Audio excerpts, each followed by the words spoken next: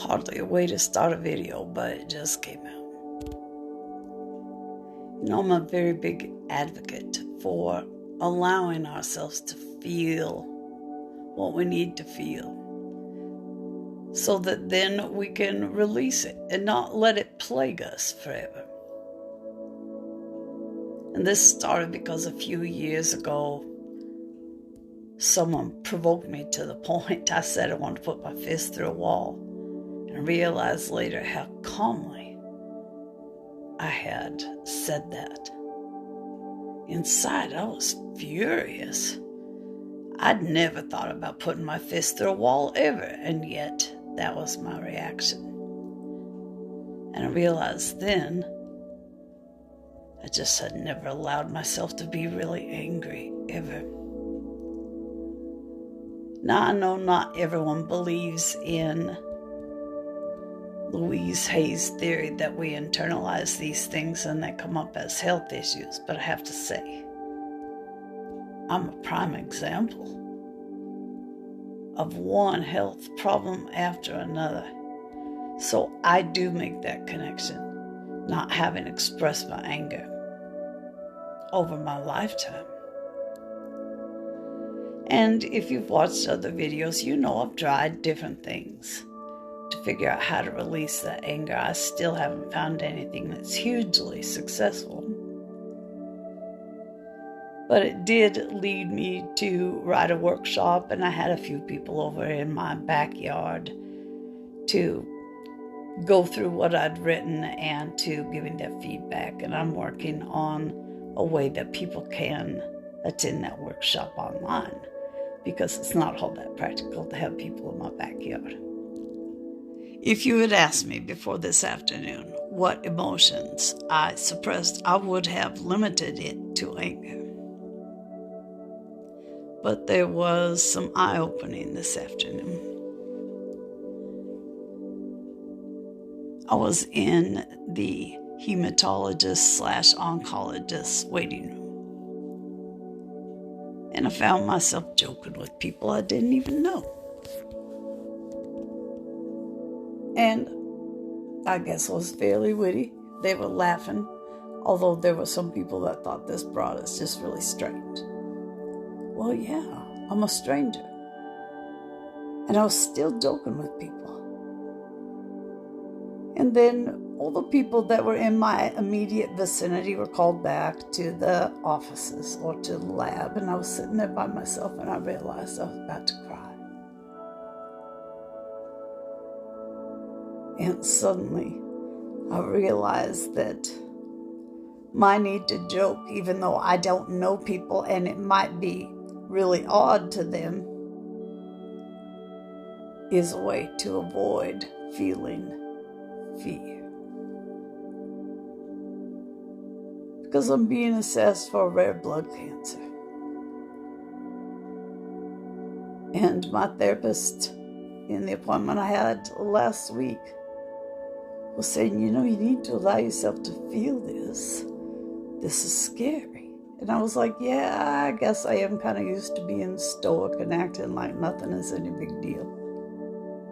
But even with that, I didn't realize how much I pushed down fear. Because I've been through some scary stuff. I mean, when I was laying in my bed before my first brain surgery, the nurses were like, how can you be so teary? Isn't this a little bit scary? And I'd be like, yeah, it's scary, but it's scarier to think of having to live with this thing in my head. So, I'm excited to get it out and blah, blah, blah. I never realized that my joking, my wittiness, is so I don't have to be scared to feel that fear. And it's funny because several years ago, a friend gave me a reading. And she said there would be a point in my life where I would have to choose whether I would live or I would die. And I thought, that's just weird. You don't choose. Well, I suppose, depending on how this turns out, we'll have to choose. Do I want to go through all the treatment or just say, no, I guess I'll just go when I go?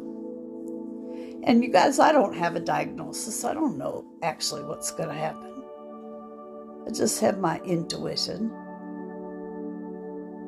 But the whole point of this is that I didn't realize how hard I work with humor or with sarcastic comments to avoid feeling overwhelming fear. We have to allow ourselves to feel this stuff, because until we bring it out to look at it, acknowledge that it needs to be felt, we can't release it. So we hold it in our body, and there's bound to be something that comes back to bite us in the ass if we don't let that energy out. So I guess I just wanted to use myself as an example of denial, or, really stupid unawareness. Didn't realize how I've been running away from feeling this. It does make sense when I think about it, because I must have learned at an early age not to show I was scared. If I had shown I was scared, that would have just been fuel for the fire for my mom. And things would have probably escalated, because it would have been feeding that narcissistic supply. And she would have loved that and wanted more of it. So it does make sense. And this may make sense to you, or you may think, why is that crazy lady bathed in blue telling us about this?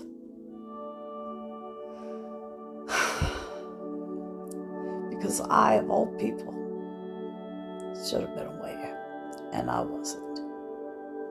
And so maybe you're not either. You may think you've dealt with stuff that you have suppressed. And it may be that you're fooling yourself too. Let it out, no matter how much it hurts, so that it's not going to pile up in your body and become an illness. This is a weird video, and I'm sorry. I guess I was going to say Oompa Loompa, but that's not right. Violet, the girl that ate the candy and turned into a big blueberry. That's kind of who I look like tonight. Anyway, just encouraging you. Get that shit out. It doesn't do you any good, and it may be harming you. Don't be like me. All right.